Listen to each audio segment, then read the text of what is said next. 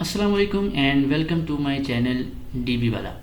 So guys, आज हम देखेंगे कि कंकैटिनेशन ऑपरेटर उसको कैसे इस्तेमाल कर सकते हैं और लिटरल कैरेक्टर स्ट्रिंग्स जो हैं उसको सिलेक्ट स्टेटमेंट के साथ हम कैसे यूज़ कर सकते हैं और कैसे इन ऑपरेटर्स की मदद से हम अपनी क्यूरी को मोर अंडरस्टैंडिंग वे में डिस्प्ले करवा सकते हैं।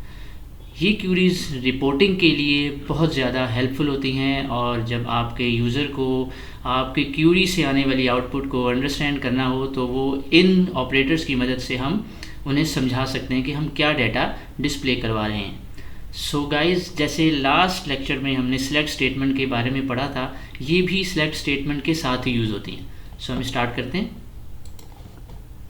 सो SQL प्लस के आइकॉन पे आप राइट क्लिक करेंगे और इसे रन एज एडमिनिस्ट्रेटर करेंगे और वही स्कॉट का यूज़र जो ड्यूरिंग इंस्टॉलेशन हमने किया था उससे कनेक्ट कर लेंगे।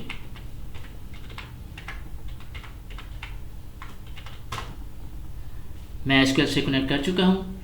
सो लास्ट में भी आपको बताया था कि अगर हमने देखना हो कि हमारे स्कीमा के अंदर कितने टेबल्स मौजूद हैं तो सिलेक्ट डायरेक्ट फ्रॉम टैब करेंगे, हमारे पास लिस्ट ऑफ टेबल आ जाएंगे।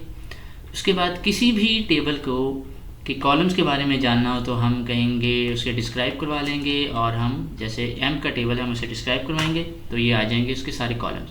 कंकैटिनेशन ऑपरेटर ऐसे ऑपरेटर होते हैं जब हम एक कॉलम के डाटे को दूसरे कॉलम के डाटे के साथ मिलाकर रिप्रेजेंट करना चाहें, यानी हम बताए हुए अपने टेबल के अंदर एम्प नंबर को ई नेम को जॉब के साथ मिलाकर डाटे को डिस्प्ले करवाना चाहें। कंकैटिनेशन ऑपरेटर जो है वो 2 वर्टिकल बार्स के साथ रिप्रेजेंट किया जाता है, जिसको पाइप साइन भी बोलते हैं, उसके साथ रिप्रेजेंट किया जाता है। सो हम देखते हैं कि ये किस तरह वर्कआउट करता है। सो हम लिखते हैं सिलेक्ट एम्प और एम्प के साथ हम कंकैटिनेशन ऑपरेटर इसको यूज़ करते हैं और इसके साथ हम डालते हैं job as from emp. So emp का कोई कॉलम एग्जिस्ट नहीं करता।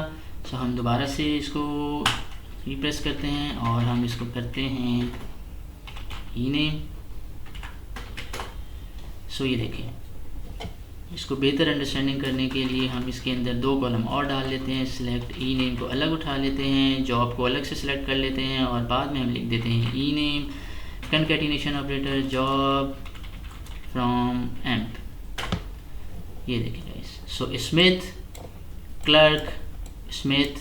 क्लर्क यानी इन 2 कॉलम्स का डाटा कंकैटिनेट होके हमारे पास ये आ गया। सो इसको हम यहाँ पे एलियासेस भी यूज़ कर लेते हैं कंकैटिनेशन ऑपरेटर्स के साथ। सो हम क्यूरी को एडिट करते हैं ईडी करके, ई नेम को करते हैं एज नेम, जॉब को जॉब ही रहने देते हैं और ई नेम जॉब को करते हैं एम्प्लॉय जॉब फ्रॉम एम्प और हम इसको डिस्प्ले करवाते हैं। So this is how this works.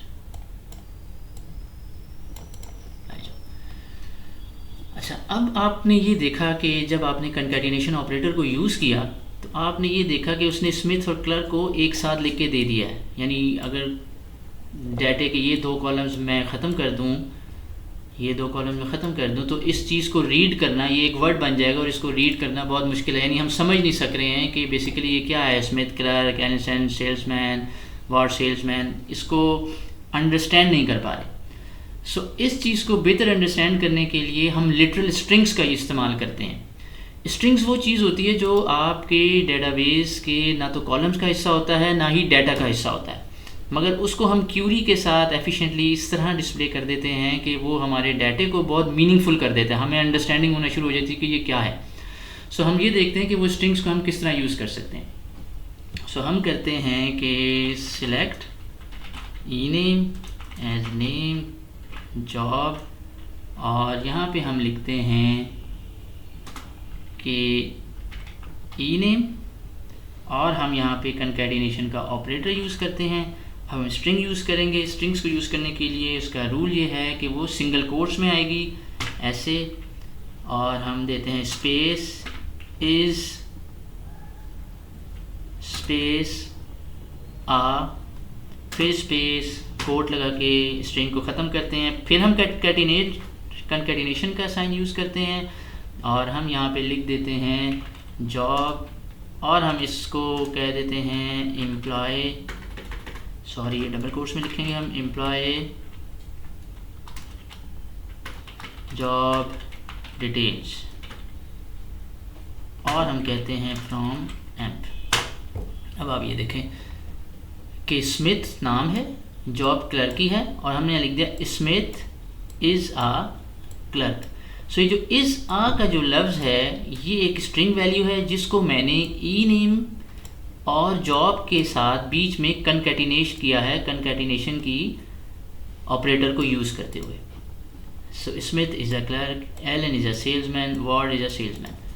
अब ये इज़ और आ का जो वर्ड है ये ना ही हमारे पास इस टेबल में मौजूद है, ना ही इस तरह का कोई कॉलम है।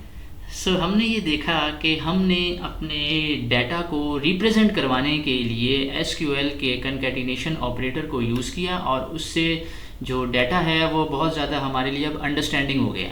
आप ऊपर वाले के डाटे को देखिए और इस वाले डाटे को देखिए, कितना इजी टू अंडरस्टैंड और इजी टू रीड है। उसी तरह हम एक और इसकी क्यूरी लिख लेते हैं जिसमें हम इनकी सैलरीज़ के बारे में बता देते हैं। हम लिखते हैं सिलेक्ट, बल्कि मैं इसको एडिट कर लेता हूँ, एडिट करता हूँ, और हम यहाँ जाते हैं जॉब के बाद हम एक कॉलम और सेलेक्ट कर लेते हैं सेल का एज सैलरी, और उसके बाद हम कहते हैं कि एम्प्लॉय के बाद हम लिखते हैं कि 12 मंथ्स सैलरी इक्वल टू, और हम कोड लगाते हैं और हम यहाँ से इसको ख़त्म कर देते हैं, और यहाँ पे अब हम जॉब की जगह सैलरी का कॉलम उठाते हैं, उसको मल्टीप्लाई कर दें 12 से, और उसे हम कहते हैं कि एम्प्लॉय, क्योंकि 12 से मल्टीप्लाई किया तो इट मीन्स कि ये एनुअल सैलरी हो जाएगी, और हम इसको रन करके देखते हैं।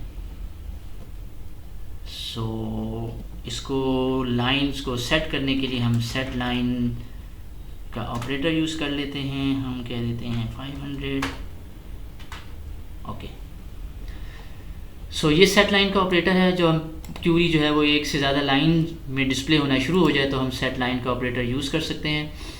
और अब आप ये देखें कि स्मिथ जॉब, इसकी सैलरी 800 है, हमने कहा कि Smith 12 month salary is equal to 9600, और हमने कहा कि ये एम्प्लॉय की एनुअल सैलरी।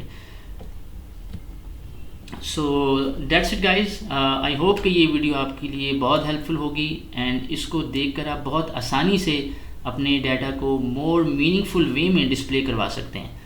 और कंकैटिनेशन ऑपरेटर्स का बहुत ज़्यादा इस्तेमाल जो है वो रिपोर्टिंग एंड पे होता है, जहाँ पे हम हमारे जो एंड यूज़र्स होते हैं हम उनको रिपोर्ट देते हैं, और वो उस रिपोर्ट को ईज़िली अंडरस्टैंड कर सकते हैं हमारे using this SQL and concatenation operator. So thank you very much, and do comments. Thank you.